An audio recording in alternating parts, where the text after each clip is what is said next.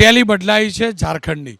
ઝારખંડમાં બીજેપીની સરકાર બનવા જઈ રહી છે.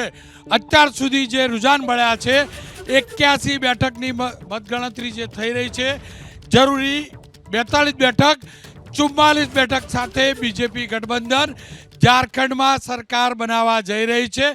એક્ઝિટ પોલ જેવા જ લગભગ રુઝાન મળ્યા છે. જેએમએમ પ્લસ 30 બેઠક, અધર્સ 6 બેઠક. એનો મતલબ ઝારખંડથી વિપક્ષ માટે સારા સમાચાર નથી. બીજેપીનું કમળ ઝારખંડમાં ખીલી રહ્યું છે. ઝારખંડમાં 100% બીજેપી પ્લસની સરકાર હશે. બીજેપીના જે સહયોગી છે આજસુમાં 4 સીટો આવશે 10માંથી. જેડીયુની 1 સીટ જીતી શકે છે. એલજેપીઆરને જે સીટ આપી છે એ જીતી શકે એમ નથી, પણ બીજેપી પ્લસ ખુદ કદાચ 40થી ઉપર ક્રોસ થાય, બીજેપી ખુદ 40થી ઉપર જાય તો નવાઈ ના પામતા કદાચ હજુ આ રિઝલ્ટ સારું જશે. અધર્સનો આંકડો 6માંથી ઓછો થશે, બીજી પાર્ટીમાં જશે, પણ બીજેપી પ્લસની સરકાર આવે એવા પૂરા અણસાર છે અને એવું જ થશે આગળ જતા. ઝારખંડમાં બીજેપી માટે ઘણા સમાચાર. તો એ જ રીતે મહારાષ્ટ્રમાં પણ બીજેપી ગઠબંધન પાછું આગળ નીકળ્યું છે, 149 ઉપર પહોંચ્યું છે. પણ આપણે વાત કરતા હતા રાજ ઠાકરેની. તમને લાગે છે રાજ ઠાકરેનું હવે પૂરું?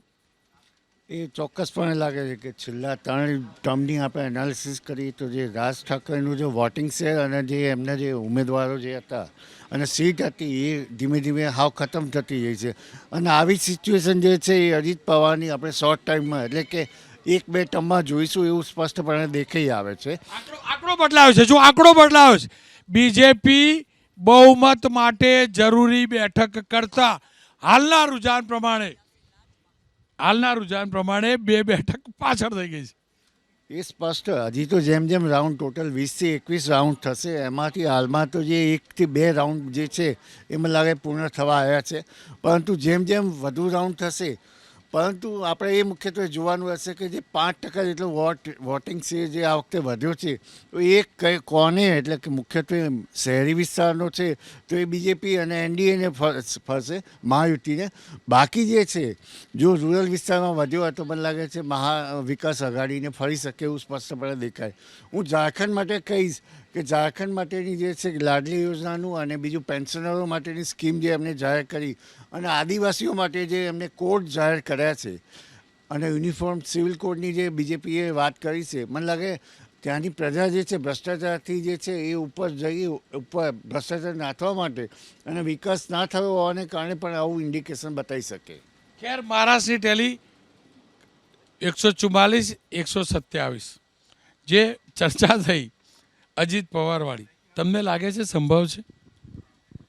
રાજકારણમાં બધું સંભવ હોય છે, પરંતુ હું એવું માનું છું કે જે ભારતીય જનતા પાર્ટી કહેતી હતી કોંગ્રેસ સાફ થઈ ગઈ, કોંગ્રેસમાં કોઈ નેતા નથી, તો આજે જોઈ લો તમે આંકડા અસ્મિતા ઉપર. 3ના આંકડામાં ભાજપ છે અને 3ના આંકડામાં કોંગ્રેસ પણ છે. આજે ભારતીય જનતા પાર્ટીનો જે ભ્રામક પ્રચાર હતો એને ખુલ્લો પ્રજાએ પાડ્યો છે. હું તો પ્રજાને ધન્યવાદ આપું છું.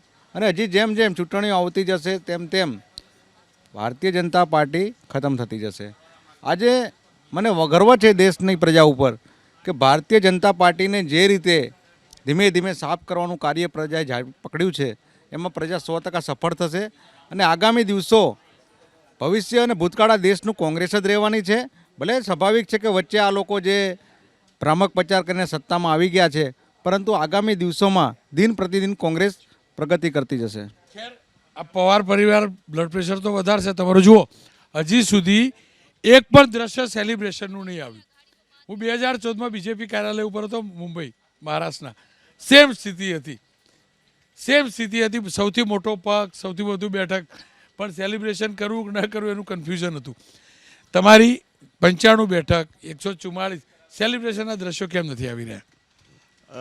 કદાચ આપણે એવું જાણીએ કે હમણાં હરિયાણામાં જે ફિયાસ્કો થયો કે જલેબી અને જે ફટાકડા ફોડી દીધા રોનકભાઈ, અને પછી ખબર પડી કે આ ફટાકડાનો ખર્ચો માથે પડ્યો. એટલે કદાચ એવું હોય, પણ 100% હું કહું છું વિશ્વાસ છે કે મહાયુતિની સરકાર ફરીથી બનશે. અને આ આંકડા જે હજી થોડો સમય, કદાચ આનું આંકલન હજી બહુ વહેલા પડશે, કે કારણ કે જેટલો સમય જશે એ રાઉન્ડો વધશે.